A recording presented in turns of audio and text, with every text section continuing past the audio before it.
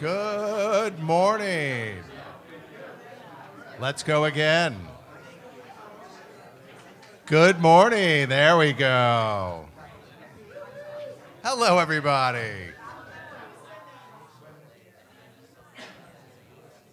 Come on in and have a seat. It is nice to see everyone. Welcome, everybody online. My name is Steve Ferger, and I am your host for today's Sunday celebration service coming to you from the Center for Spiritual Living in beautiful Palm Springs, California.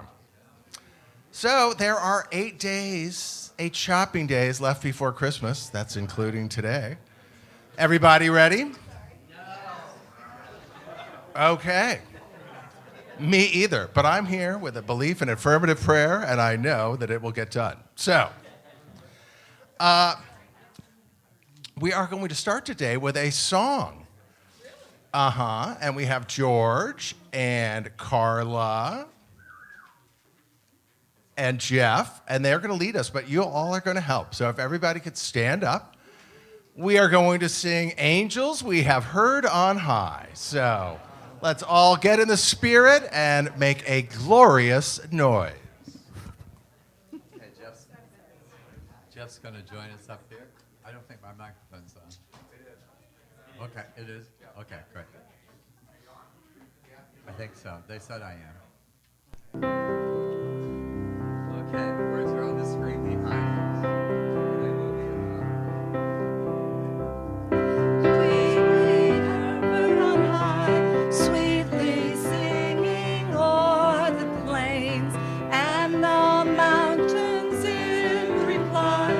Echoing the joyous strains, Gloria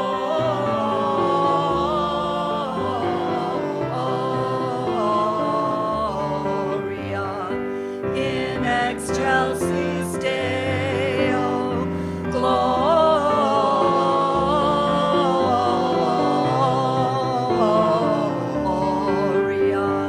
in excelsis Deo.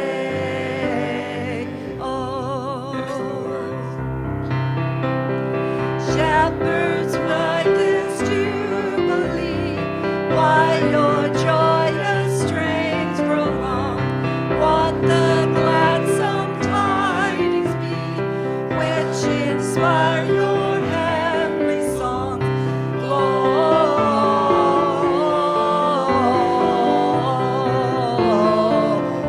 Gloria in excelsis Deo.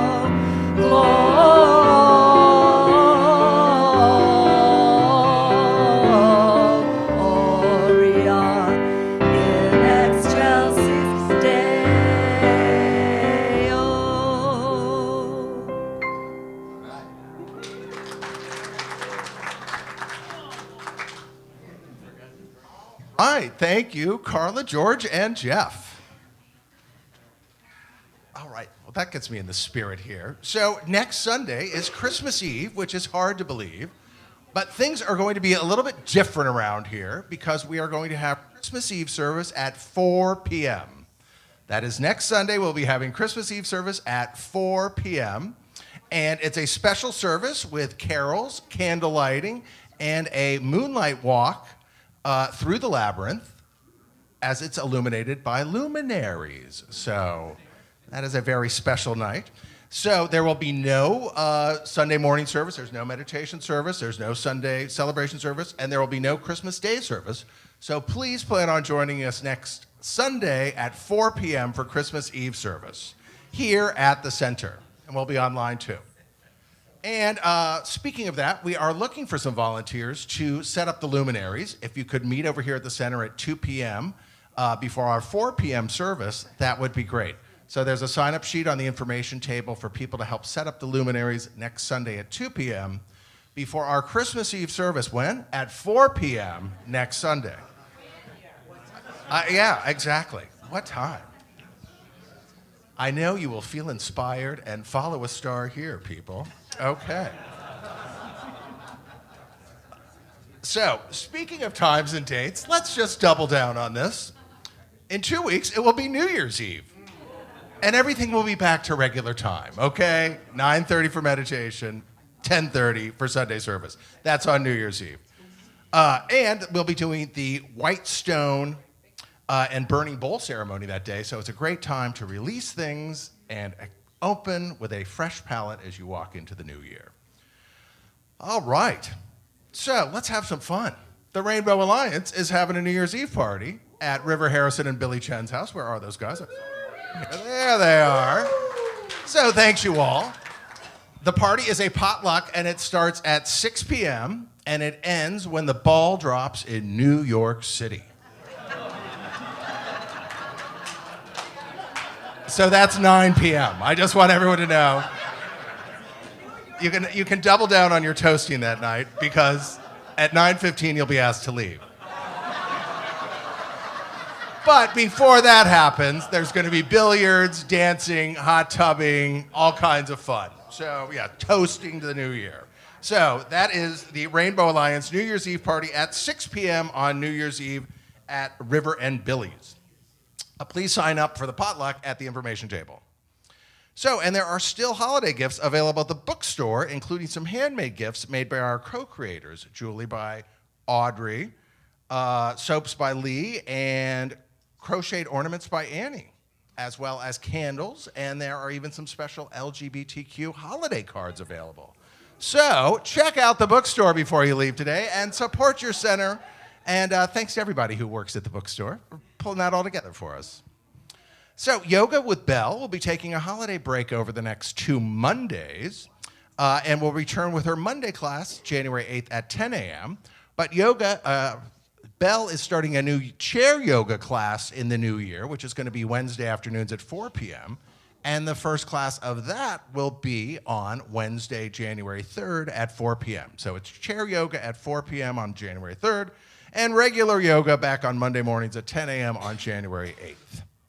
So the information table has reminders about everything that's going on here at the center and anything you might need to sign up for. Check that out. That's at the back of the sanctuary. You can also check out our website at cslps.org, our Facebook page, and our weekly e-newsletter. And, I bet George Melton is sitting there in the back row saying, Steve, you skipped a whole part of the service today. You went right in there without talking about our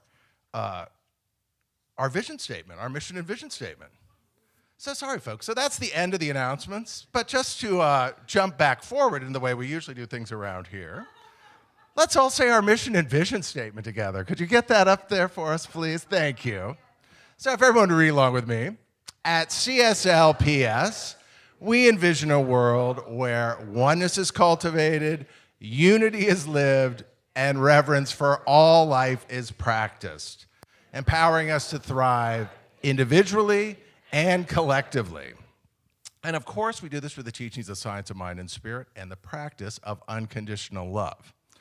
So, thanks to everybody who's joining us online today. If you're joining us online, please go to the chat feature and tell us where you're watching from.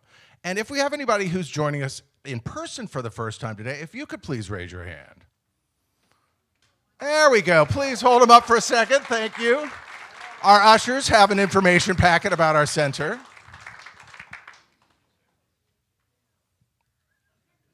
Excellent. Anybody? We got them all? Super.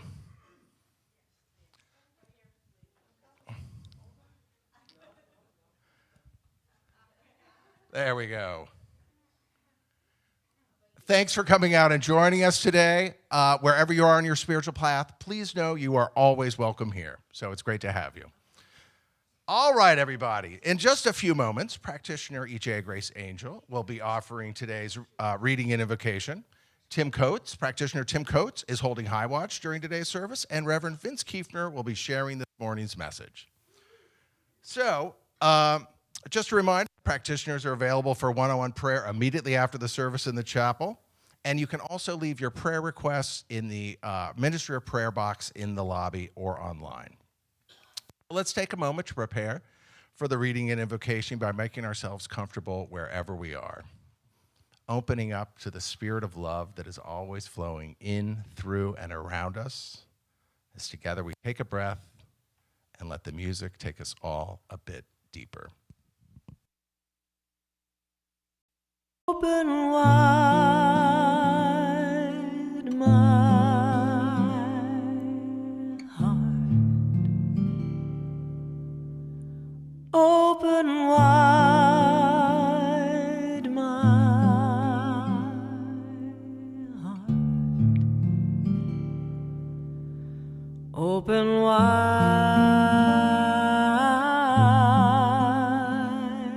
my heart.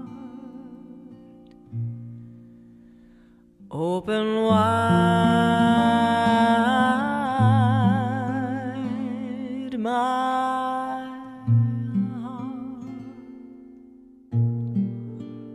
Open wide.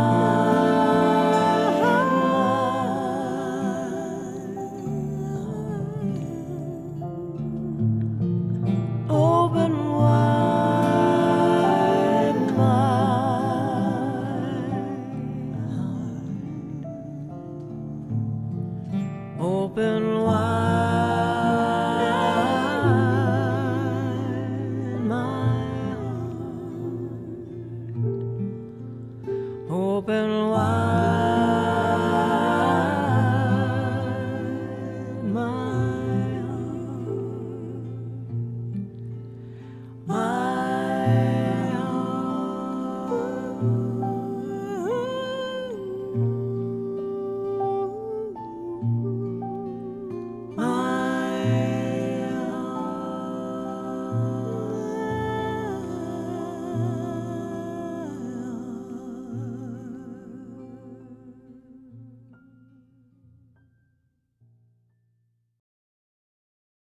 I'm Gia Grace Angel, and it is my pleasure to be here. You all look so lovely.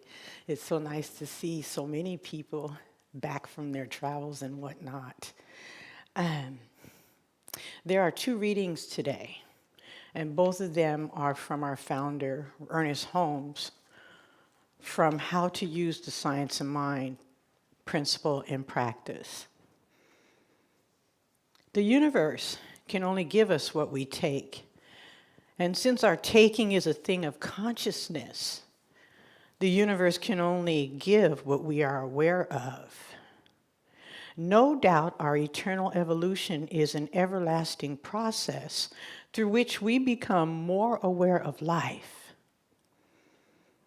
It is at least a thing of joy to contemplate that no matter how much good we may be experiencing today, it is but a forerunner to more good.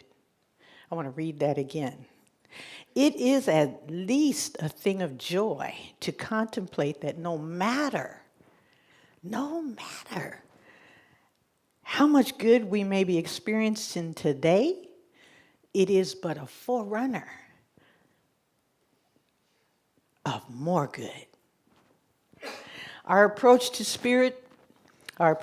the spirit should be simple, direct and spontaneous. Wherever we are, there God is. And wherever we recognize the divine presence, then the divine presence responds to that. And so any one of those words, anything that I've said, if it resonates, I'm sure some of it does. Take that in just for a minute. Take a deep breath.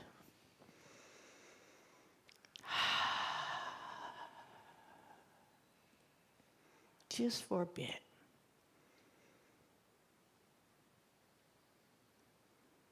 Whatever you heard, allow that to be with you now.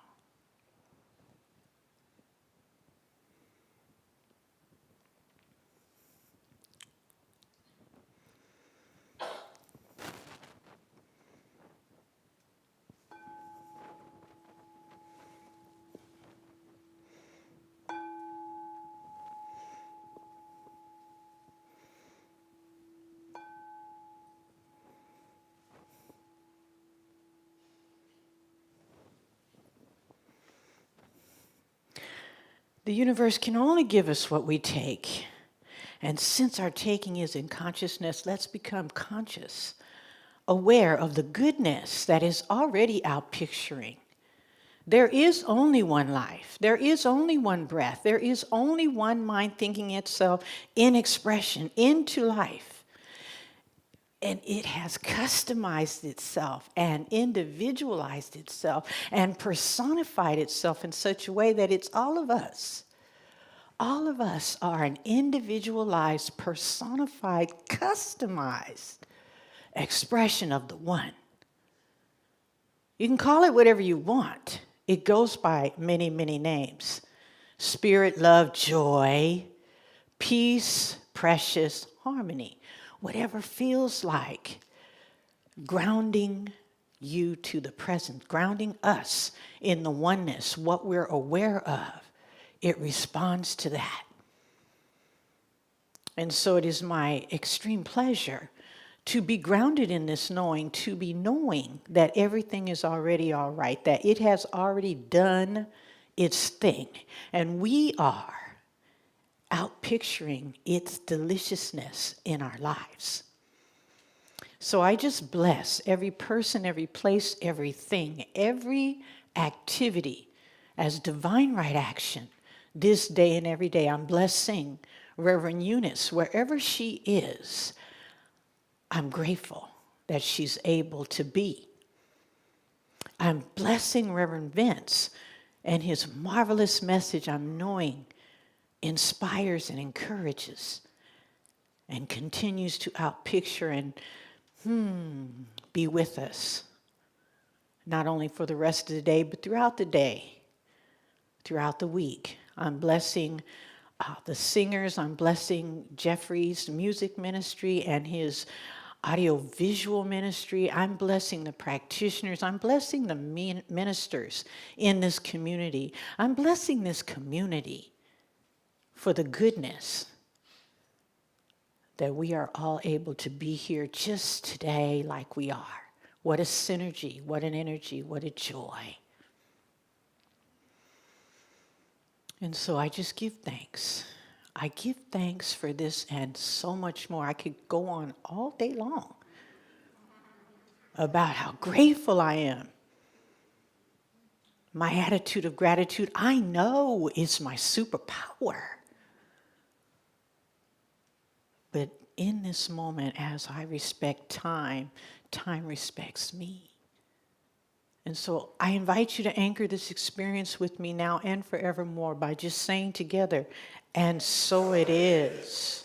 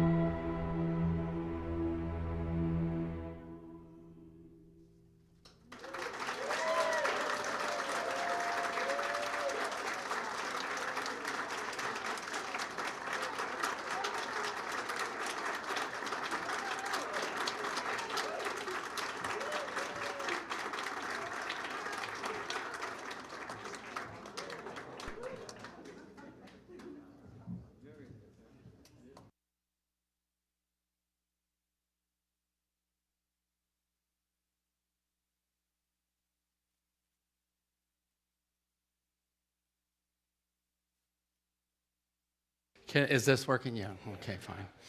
Okay, wow, good to see you. And what a wonderful job. And this is way too loud for me, but that's okay. There we go. Okay. I thought that was phenomenal. Yes.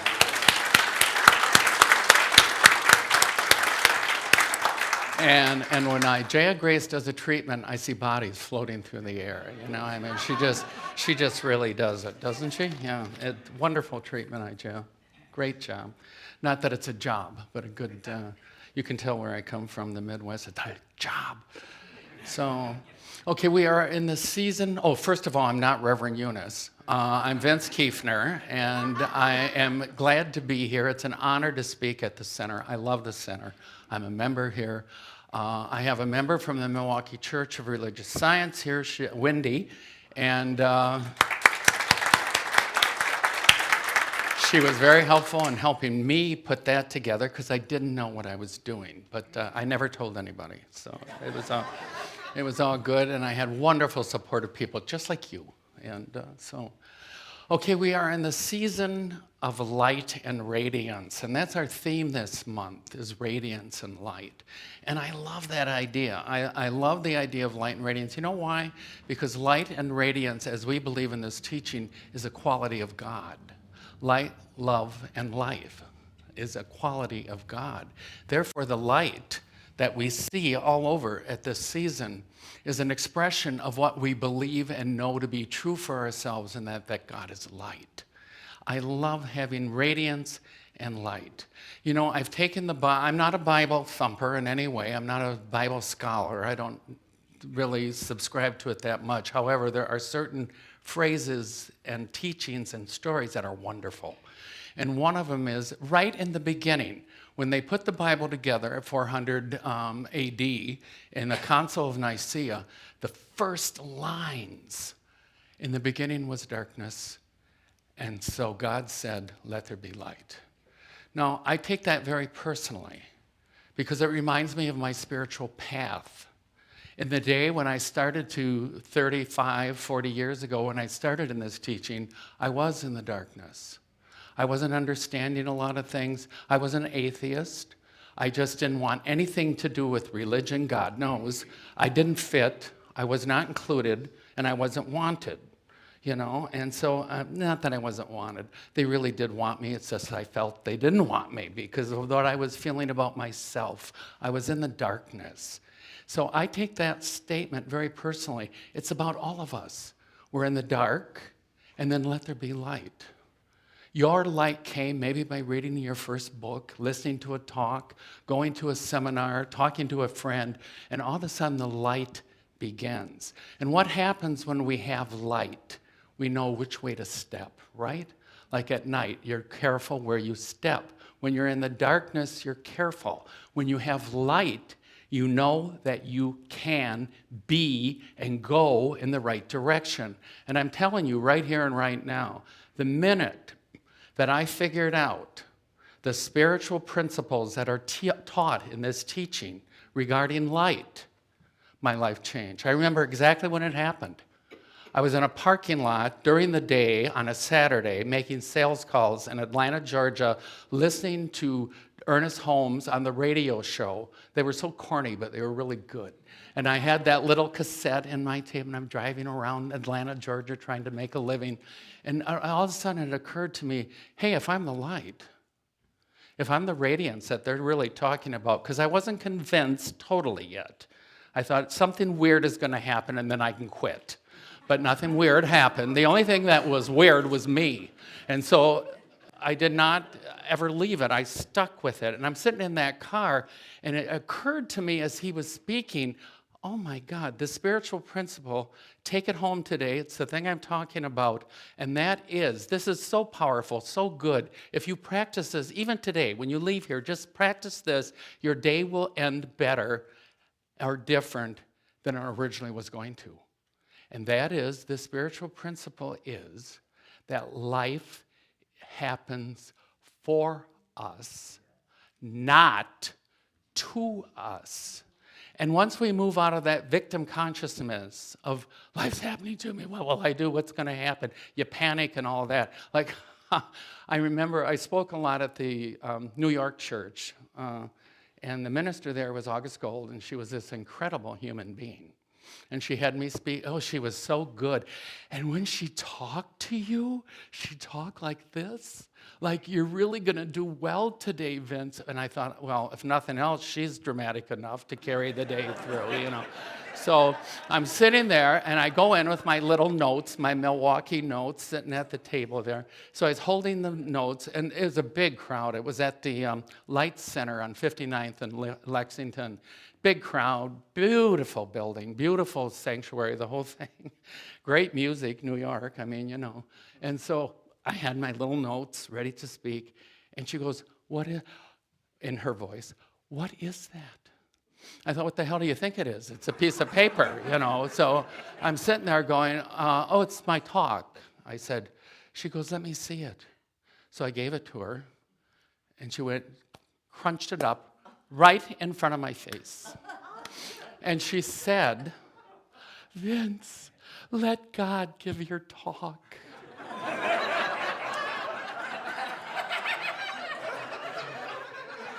I'm from Milwaukee, come on, you know?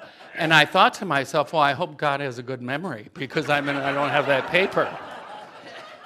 So I used the spiritual principle of believing that life happens for me, not to, the talk went fine, by the way. I remembered most of it, so that was good, you know.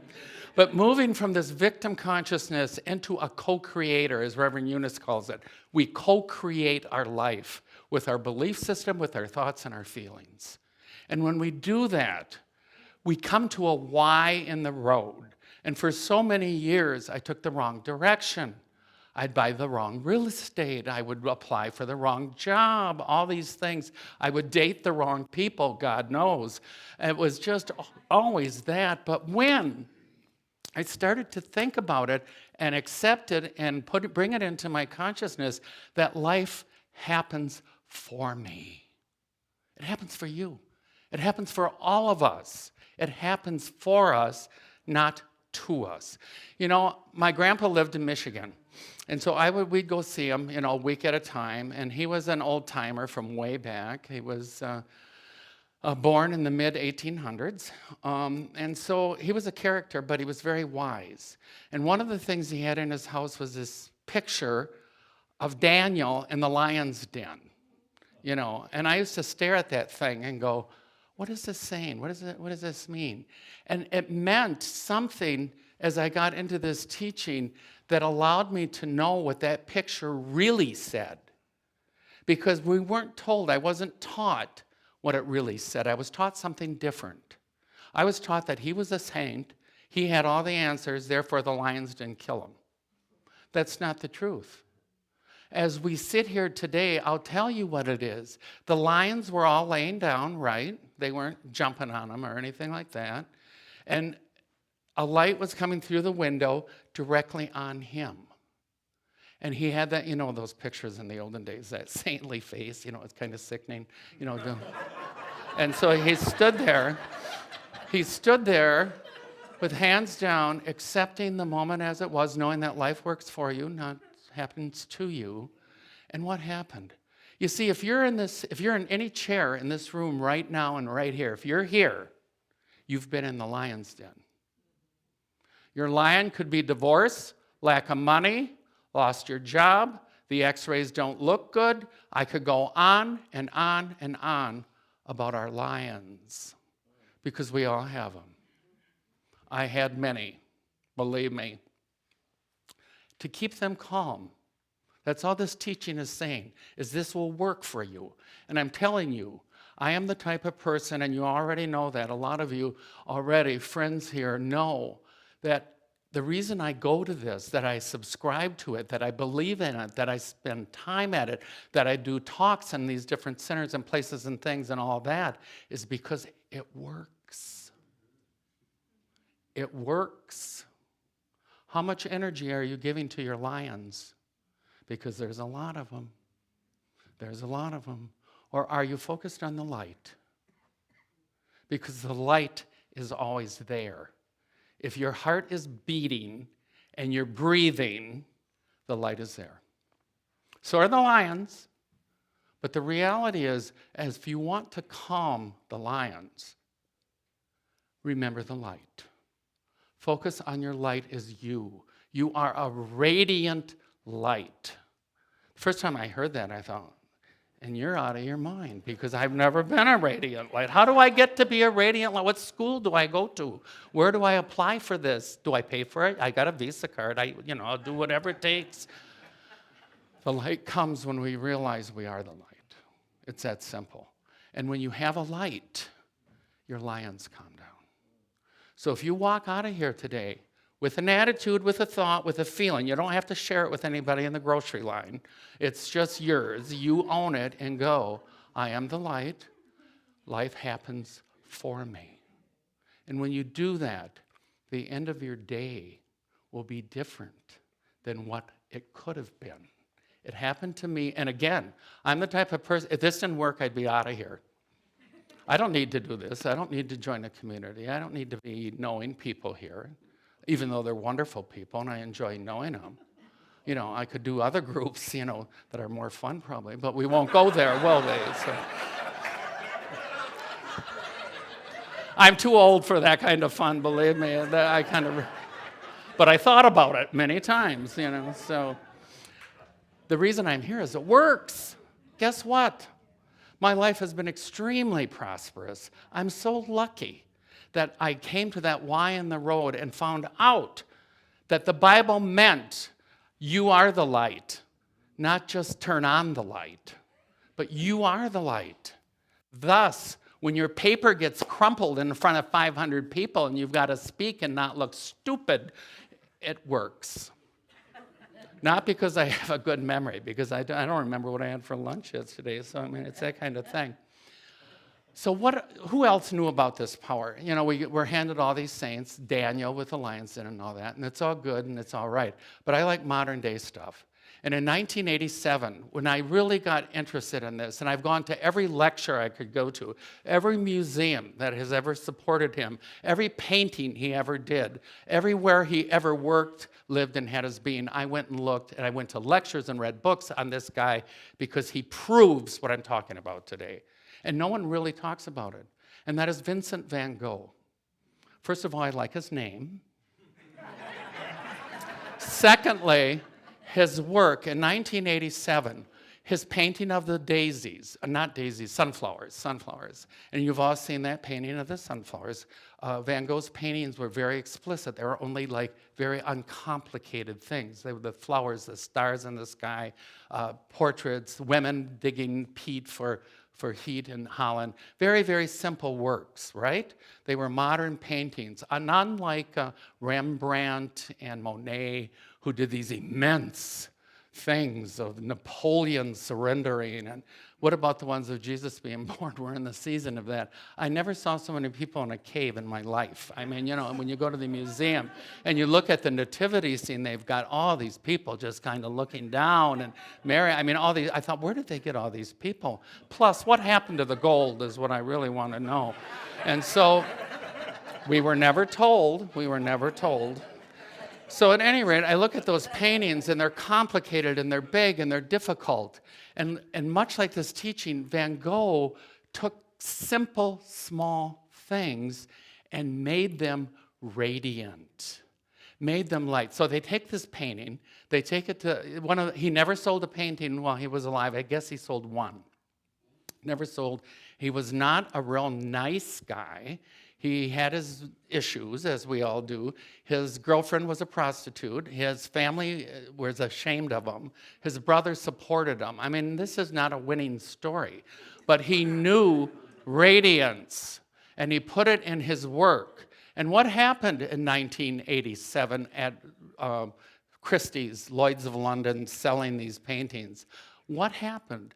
They took a painting of his, just the small one of the sunflowers, took it in there. They were expecting, tens of thousands for this thing. Nothing much, nothing bigger.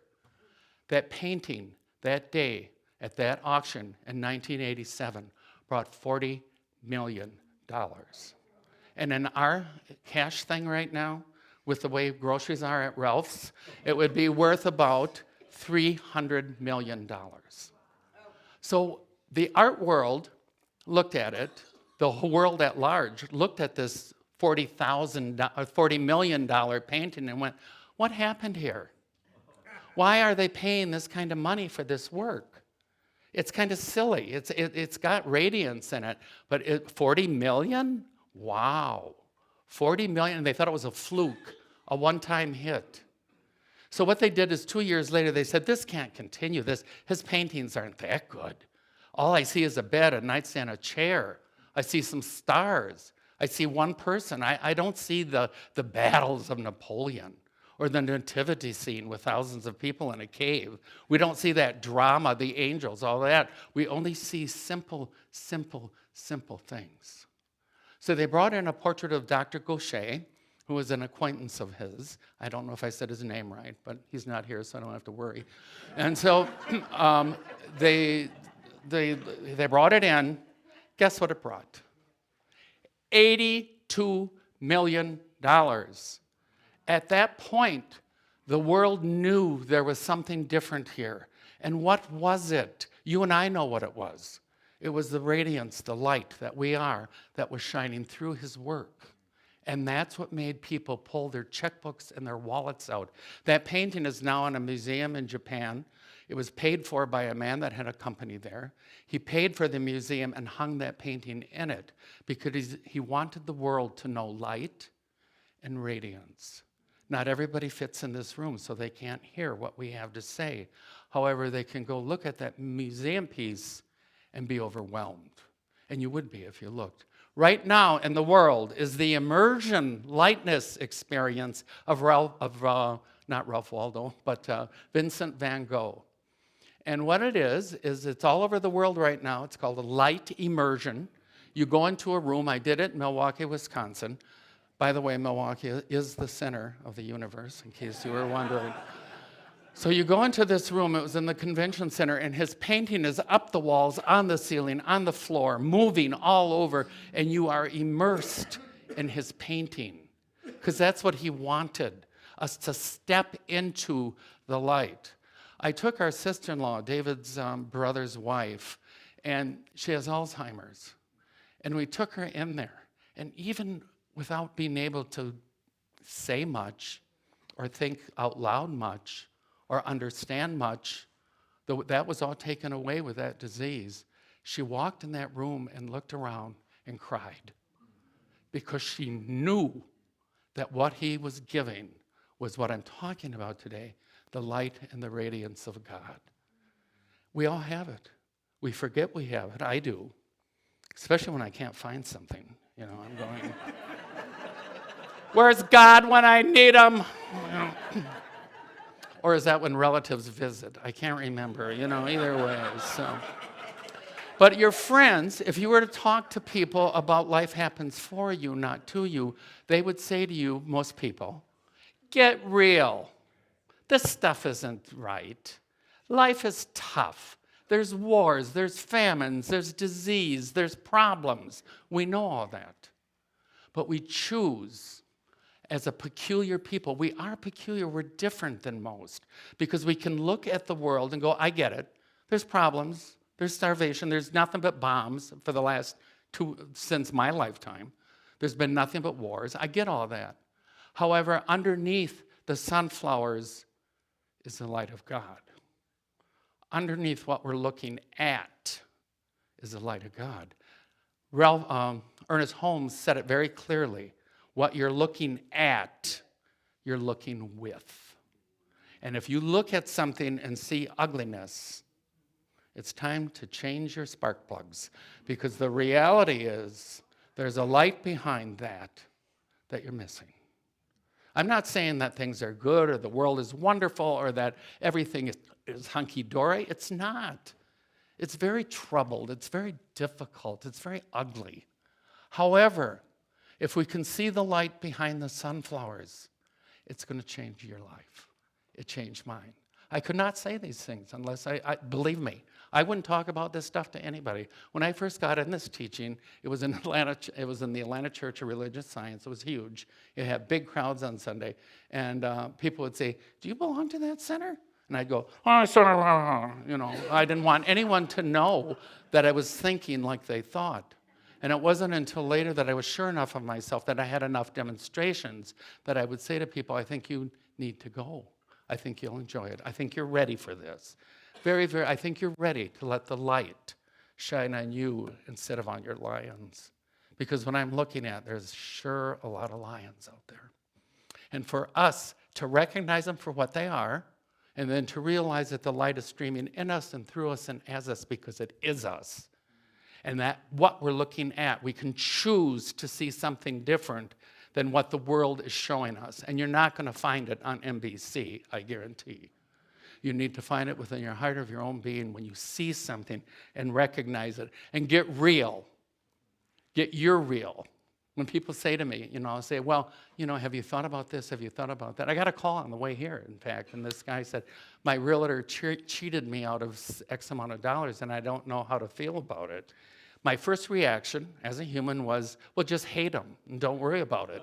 And so it was like, no, that's not the way to do this. As I'm on the way to church to lecture on light and radiance, that's not the way to do this. The way to do this is to know that you learned something, and now you won't use this person again, and you learned whatever you needed to learn.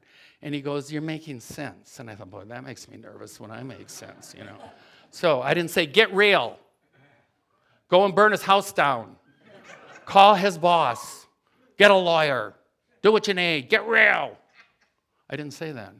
I said, you learned something in this experience, and if you want to ruin the rest of your life to worry about a dishwasher that didn't work, go ahead. Otherwise, know that you learned something and you moved beyond. See the light of the situation, not the darkness. And we all have that ability. We don't have to go anywhere and eat special foods or have a special day or be in a special building or know special people. You don't have to do that. You just have to know that life happens for you, not to you. It's a great gift. I love it. It's beyond anything like that I've ever experienced. And I use it in my life. And I could not honestly stand in front of you people and say what I'm saying unless I believed it and did it. There is a man, and the world is a tough place to carry this teaching in your pocket. Believe me. Get real. Just read a newspaper, follow any newscast, any podcast. I'm trouble. And it weakens your resolve of what you believe. Solomon Ash was a man that was the head of the psychology department at Swarthmore College in Philadelphia, a great scholar. And he lost his parents in the Holocaust. And as a psychologist in America, he escaped and got here. As a psychologist in America, he could not believe what happened to his family. How could people that were neighbors and everything else get caught up in this stuff that would kill innocent people? What was that about? How do you rationalize that?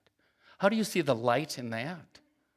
And what he did is he did a test as a psychologist at Swarthmore, and he would get 8 people at a round table.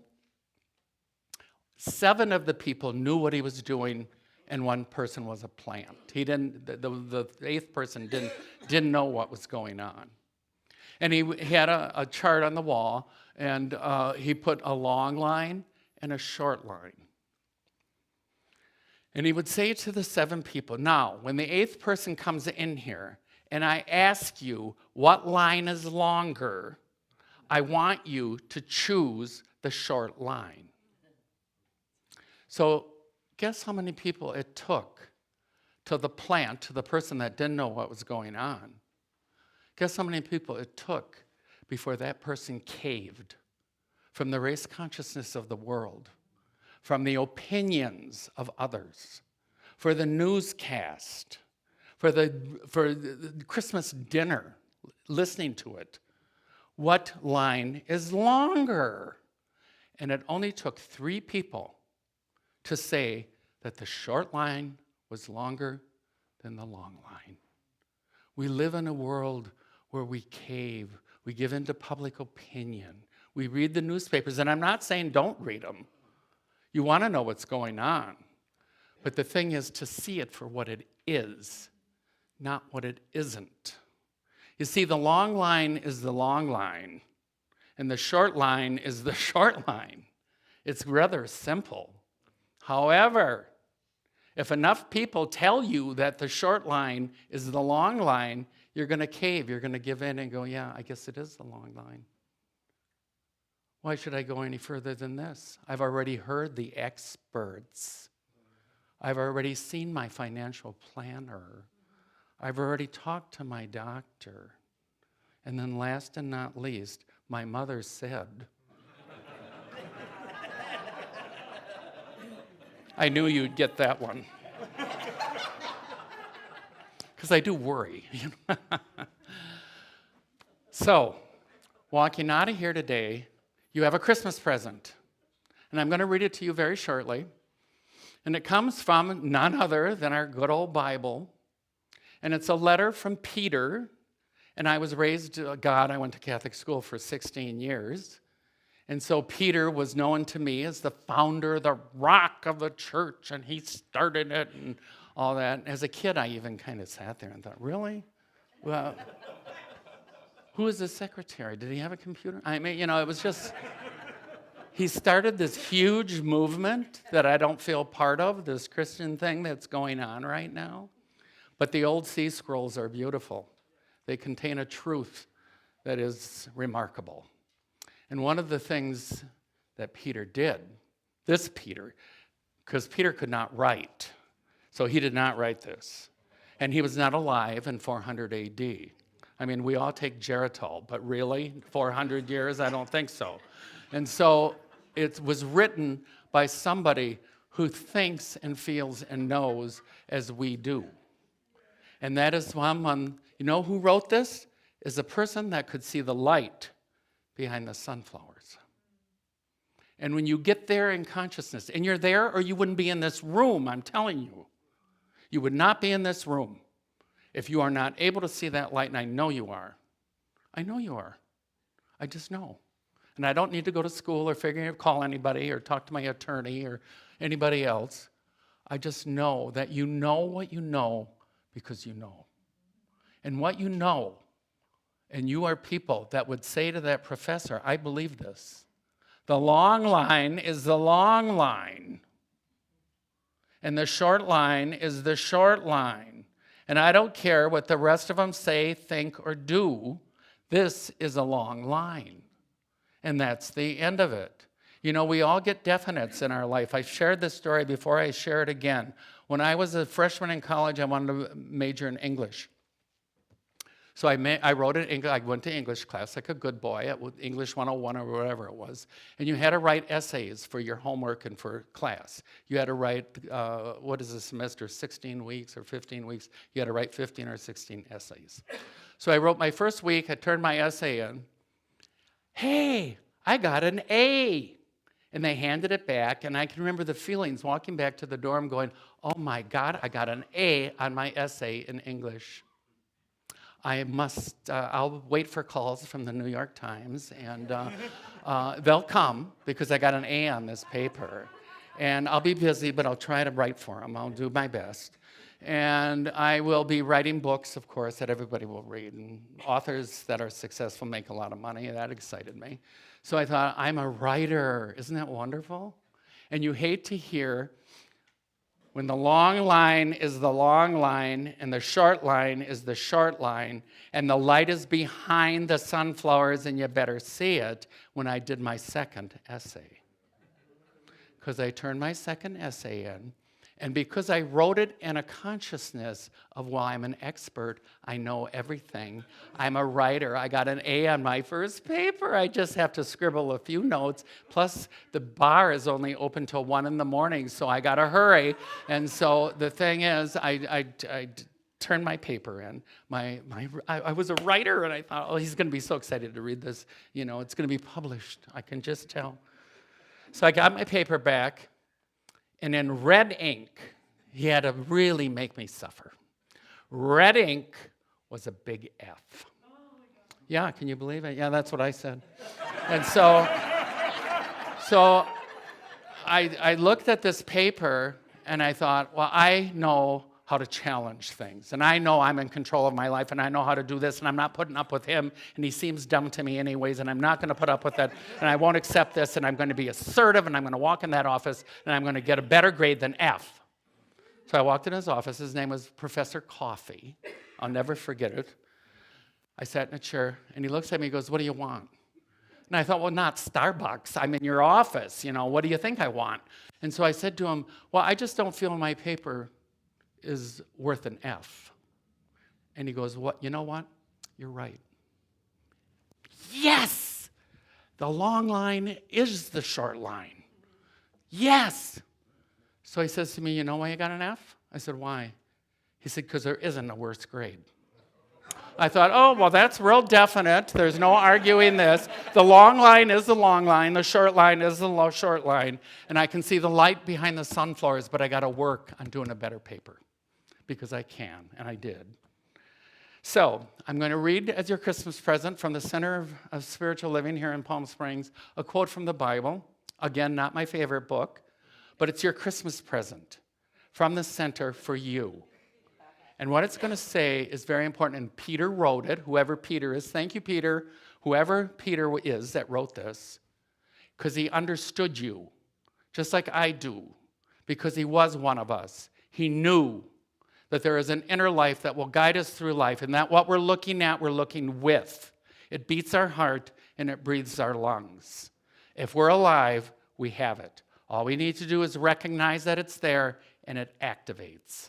And what it activates is a life that I live, and I feel so blessed. I could get emotional about it. That my life was as good as it was because of what I knew. And all I knew was that it works. That what I'm looking at, I'm looking with. And there is a light behind the sunflowers. And I don't need to look at the bed, the nightstand, and the little chair, the stars in the sky, or any of that. I just need to know I am the walking light, and so are you. And this is what the author believed about all of us. And this is what he says to you for Christmas. This is your present. You are a chosen generation. This is out of Peter. You can go look it up when you get home. Peter 2, I think, or 1. He only wrote 2 letters. He must have had Professor Coffee. You are a chosen generation. You are. You are a chosen generation. Claim that. Know it. You are a royal priesthood. The language doesn't get much better. You, me, we are a royal priesthood. You are a holy nation. That's you. You, and this is my favorite line, you are a peculiar people. Boy, can I confirm that. You are different than the rest. You know the line is long and the short one's short. You know the light of the world is behind the daisies. You know the light streams in the window and the lions won't eat you. And when you know that, you're different in the world. You are a peculiar people. I've been called peculiar many times. And this is why he said we're peculiar. That you would honor, now he's saying this to us. Why are you peculiar? Or why are you a holy nation and all that? That you would honor and praise that which brought you out of the darkness into the light. That's all you need to know. If you know that, your life will be immeasurably better. Everything that you do will have the light behind you because you know it's there. And that's it. That's your Christmas present. That's all you need to walk out of here today and go, life happens for me, not to me. And guess what? A long line is long and a short line is short. And that is all you need to know. And you can do that because I know most of you, and I love this teaching. I love this community. I'm not wild about Christmas, but that's okay. That's me, nothing else. But what can I say? You are the light. You are the radiance. You are a peculiar people. And for that, I am so grateful. And for that, I love you. Merry Christmas.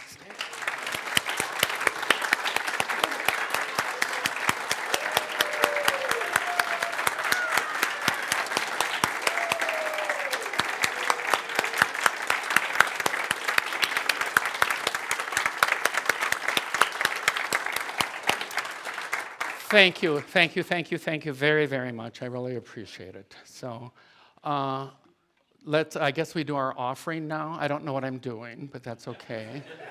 Are you going to sing? No, I'm going to help you. I need help. Okay, so this is the offering time.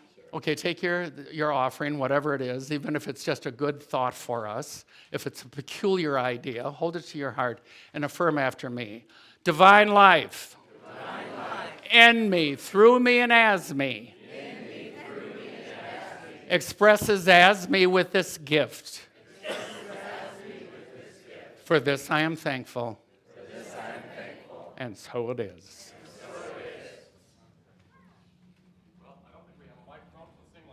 Okay. Am I done? We're going to sing gratitude. Oh, okay. Gratitude For me, gratitude behind me, gratitude to the left, gratitude to the right of me, gratitude above me, gratitude below me, gratitude within me, gratitude all around me. I am so grateful. I am so grateful. I am so grateful. I am so grateful. I am so grateful. I am so grateful. I am so grateful. I'm so grateful. I'm so grateful.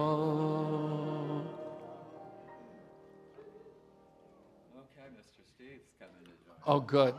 Thank you, Reverend Vince. Thank you, George. Thank you to the choir.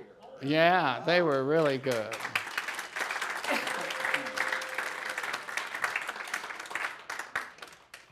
So we're turning the mic back on so I can say one more time. Thank you to the choir. Thank you, Vince and George, Carla and Jeff. It's been a wonderful service. So just a reminder that one-on-one prayer is available with a practitioner immediately after the service in the chapel. Please join us for conscious conversation and connection in the kitchen. And there's information about everything going on here at the center on the information table at the back of the sanctuary. So let's all stand. Let's get all our practitioners and ministers up here too, please. Right. Okay. Come on up, everybody. We got a big group. Hey, Peter. One. What is geritol? Oh, you're too We're old going to to read our remember closing that. I should affirmation. have said supplements. Yeah. Come on up. Thanks. That's how you get Well, the message. You're one of the most I peculiar ones. I've am ever at met. home in the heart of God. My life is anchored in truth. I live in the consciousness of peace. I can never be separate from my source. I am living love. Hallelujah. Amen. All right, so let's all close with the peace song, which we love doing that. From all of us here at the center to all of you here and everyone at home, we see you, we honor you, and we look forward to being with you next week on Christmas Eve at 4 p.m. There we go.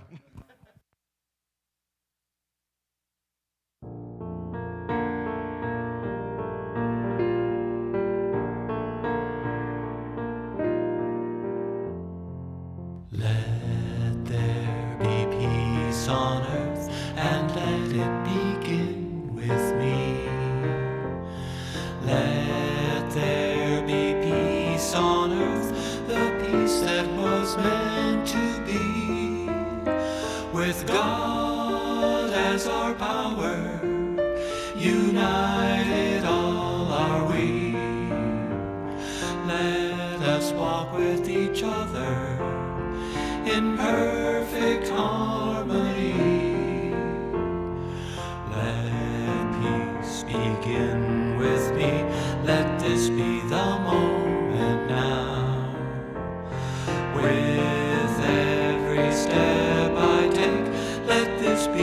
my joy.